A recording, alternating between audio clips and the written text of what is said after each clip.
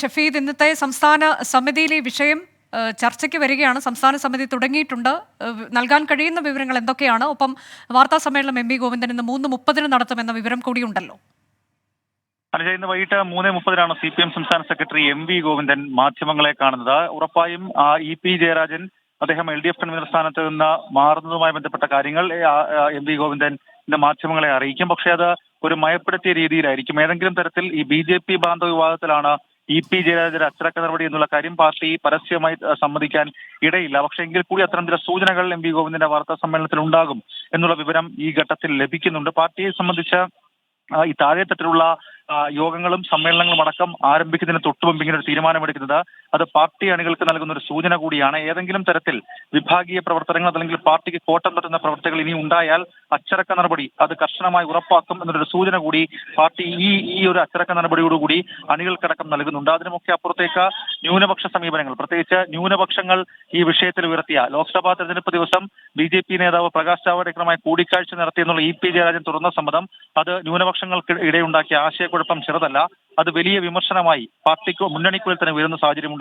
കൂടാതെ CPI തന്നെ ഈ നടപടി വൈകുന്നതിലുള്ള അതൃപ്തി അത് CPM-നോട് അറിയിക്കുകയും ചെയ്തു. അങ്ങനെ ഒരു സാഹചര്യത്തിലായിരുന്നു ഇന്നലെ ചേർന്ന സംസ്ഥാന സെക്രട്ടേറിയറ്റ് യോഗത്തിൽ CPM സംസ്ഥാന സെക്രട്ടറി എം വി ഗോവിന്ദൻ തന്നെ CPI-യുടെ അതൃപ്തി ഉയർത്തിയ വിഷയത്തിന് അല്ലെങ്കിൽ ചർച്ചയ്ക്ക് തുടക്കമിട്ടത്. ചർച്ചയ്ക്കൊടുവിൽ പല നാടകീയ സംഭവങ്ങളും സംസ്ഥാന സെക്രട്ടേറിയറ്റിൽ അരങ്ങേറി. രാജ്യസന്നദ്ധ ഇ പി ജയരാജൻ അറിയിച്ചെങ്കിലും നടപടി നേരത്തെ വേണമെന്നുള്ള VN വാസവന്റെ പ്രതികരണം അല്ലെങ്കിൽ അഭിപ്രായ പ്രകടനം അത് ഇ പി ജയരാജനെ ക്ഷുഭിതനാക്കുകയും തുടർന്ന് അദ്ദേഹം വന്ന ഈ AK സെന്ററിന് വെച്ച ചിന്താ ഫ്ളാറ്റിലെ മുറിയടക്കമുള്ള കാര്യങ്ങൾ ഒഴിയുകയുമായിരുന്നു. ഏതായാലും അതിനുശേഷം അദ്ദേഹം ഇന്ന് രാവിലെയോടുകൂടി കണ്ണൂരിലെ വീട്ടിലേക്ക് മടങ്ങിയെത്തി. ഇനി ഈ ഔദ്യോഗികമായി ഇക്കാര്യം അറിയിച്ചതിന് ശേഷമായിരിക്കും ഇ പി ജയരാജന്റെ പ്രതികരണം ഉണ്ടാവുക. വൈകുന്നേരത്തോടെ ഇ പി ജയരാജൻ മാധ്യമങ്ങളെ കാണാൻ സാധ്യതയുണ്ട്. പാർട്ടിയെ സംബന്ധിച്ച് പാർട്ടി ചെന്ന് വീണ വലിയൊരു പ്രതിസന്ധിയിൽ നിന്ന് പാർട്ടിക്ക് തിരികെ കയറാൻ അല്ലെങ്കിൽ പാർട്ടിയുടെ മുഖം രക്ഷിക്കാനുള്ള ഒരു നീക്കമായി കൂടി നമുക്ക് ഇതിനെ കണക്കാക്കാം.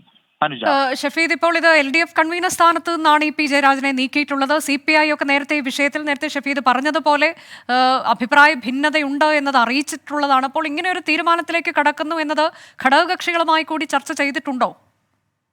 CPI-യുടെ അഭിപ്രായം സ്വാഭാവികമായും CPM മാനിച്ചു എന്നുള്ള കാര്യത്തിൽ തർക്കമില്ല. കാരണം ഈ വിഷയം CPI-യുടെ പല ജില്ലാ യോഗങ്ങളിൽ ജില്ലാ കമ്മിറ്റികളിലും ഉയർന്നതാണ്. പ്രത്യേകിച്ച് തിരുവനന്തപുരം ജില്ലാ കമ്മിറ്റി യോഗത്തിലടക്കം ഇ പി ജയരാജന്റെ നടപടി അത് വലിയ തരത്തിൽ തെരഞ്ഞെടുപ്പിൽ തിരിച്ചടിയായി. പ്രത്യേകിച്ച് തെരഞ്ഞെടുപ്പ് ദിവസം ഈ പോളിംഗ് ശതമാനത്തെ ഉൾപ്പെടെ ബാധിക്കുന്ന തരത്തിലേക്ക് അക്കാര്യങ്ങൾ പോയി.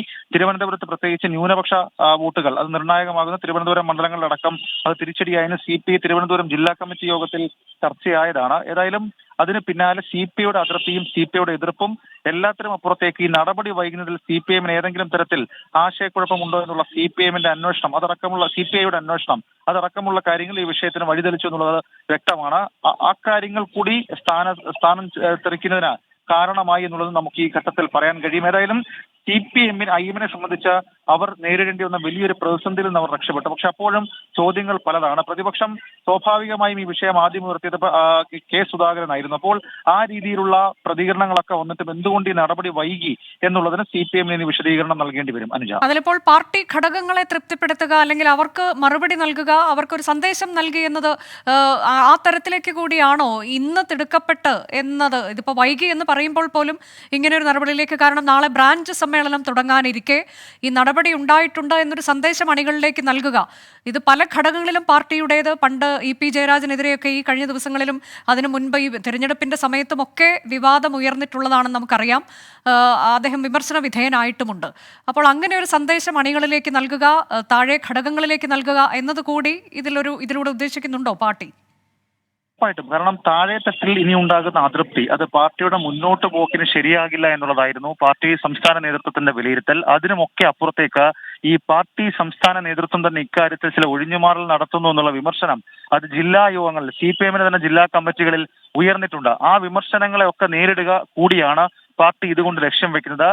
കൂടാതെ അതിനൊപ്പം ചേർത്ത് വായിക്കേണ്ട ഒരു കാര്യം, ഈ വിഷയത്തിൽ ഇങ്ങനെ ഒരു നിലപാടെടുത്തു കഴിഞ്ഞാൽ സ്വാഭാവികമായും താഴെത്തട്ടിലുള്ള അണികൾക്കടക്കം അതൊരു മുന്നറിയിപ്പ് കൂടിയാകും. അങ്ങനെ കൂടി CPM ഇക്കാര്യത്തെ നോക്കിക്കാണുന്നുണ്ട്. അനുജ, അതാണ് ഇപ്പോൾ ഇ പി ജയരാജനെ LDF കൺവീനർ സ്ഥാനത്ത് നിന്ന് മാറ്റുമ്പോൾ ഈ വിവാദങ്ങളിൽ നിലവിൽ ഇ പി ജയരാജൻ പറഞ്ഞത് പറയാനുള്ളത് എന്തെങ്കിലും പറയാനുണ്ടെങ്കിൽ നിങ്ങളെ വിളിക്കും എന്നതാണ് ഔദ്യോഗിക തീരുമാനം. അത് പ്രഖ്യാപിക്കുന്നത് എം വി ഗോവിന്ദൻ വാർത്താ സമ്മേളനത്തിലായിരിക്കും. ഇന്ന് 3:30 വാർത്താ സമ്മേളനം നടക്കുന്നത്. AKG സെൻട്രൽ സംസ്ഥാന സമിതി യോഗത്തിന് ശേഷമാണ് വാർത്താ സമ്മേളനം നടത്തുന്നത്. എം വി ഗോവിന്ദൻ ഔദ്യോഗികമായി തന്നെ തീരുമാനം പ്രഖ്യാപിക്കും.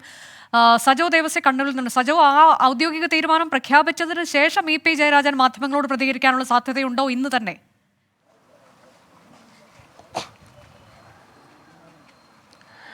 അനുജാങ്ങളെ നമ്മൾ കരുതുന്നുണ്ട്. അതായത് സംസ്ഥാന സെക്രട്ടറി ഇക്കാര്യത്തിൽ ഔദ്യോഗികമായി വിശദീകരിച്ചതിന് ശേഷം അദ്ദേഹത്തിന് പറയാനുള്ള കാര്യങ്ങൾ പറയും മാധ്യമങ്ങളെ കണ്ട് എന്നാണ് നമ്മൾ ഈ ഘട്ടത്തിൽ മനസ്സിലാക്കുന്നത്. ഇത് പക്ഷേ LDF കൺവീനർ സ്ഥാനത്ത് നിന്ന് മാത്രമുള്ള ഇ പി ജയരാജൻ്റെ പടിയിറക്കമല്ല. പകരം CPIM-ൻ്റെയും അധികാര കേന്ദ്രങ്ങളിലെ സ്വാധീനത്തിൽ നിന്ന് തന്നെ സംഘടനയിലെ പ്രധാനപ്പെട്ട ചുമതലകളിൽ നിന്നടക്കമുള്ള അദ്ദേഹത്തിൻ്റെ പടിയിറക്കത്തിൻ്റെ തുടക്കമായി വിലയിരുത്തേണ്ടി വരും. നാളെ ബ്രാഞ്ച് സമ്മേളനങ്ങൾക്ക് തുടക്കമാകും. കണ്ണൂരിലടക്കം സമ്മേളനങ്ങളിലേക്ക് കടക്കുകയാണ്.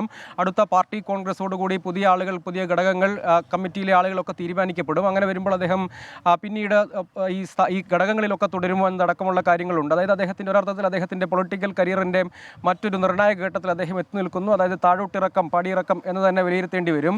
ഇത് പക്ഷേ ഈ തിരഞ്ഞെടുപ്പ് ഘട്ടത്തിൽ അദ്ദേഹത്തിൻ്റെ തുറന്നു പറച്ചിൽ മാത്രമല്ല, തുടർച്ചയായി അദ്ദേഹം പാർട്ടിക്കും മുന്നണിക്കും ഉണ്ടാക്കിയ പൊല്ലാപ്പുകൾ എന്ന് മാത്രമല്ല, അധികാര സമവാക്യങ്ങളിൽ അദ്ദേഹം തുടർച്ചയായി പ്രകടിപ്പിച്ച അസ്വസ്ഥതയും നീരസവും ഒക്കെ ഈ നടപടിയുടെ ഭാഗമായി വന്നു എന്നതുകൂടി നമ്മൾ കാണേണ്ടതുണ്ട്. തുടർച്ചയായി അദ്ദേഹം പരസ്യമായി അടക്കം പ്രതിഷേധിച്ചതും നേതൃത്വത്തെ പരസ്യമായി പ്രതിസന്ധിയിലാക്കിയതുമൊക്കെ പല ഘട്ടങ്ങളിലായി കണ്ടതാണ്.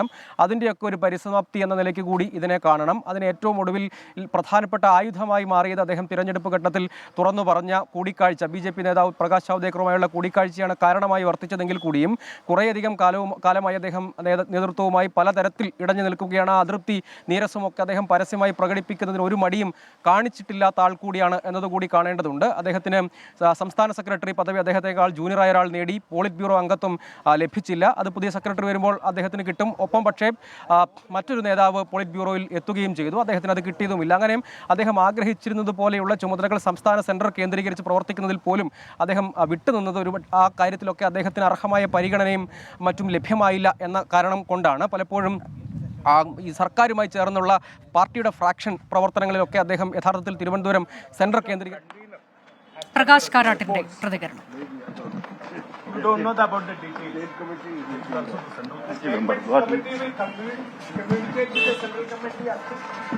No, they will take a decision. I have not. What about the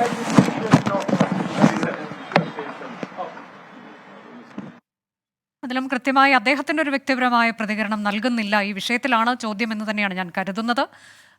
ആ തരത്തിൽ അദ്ദേഹത്തിൻ്റെ വ്യക്തിപരമായ പ്രതികരണം എന്ത് എന്നത് അദ്ദേഹം പറയാൻ തയ്യാറായിട്ടില്ല.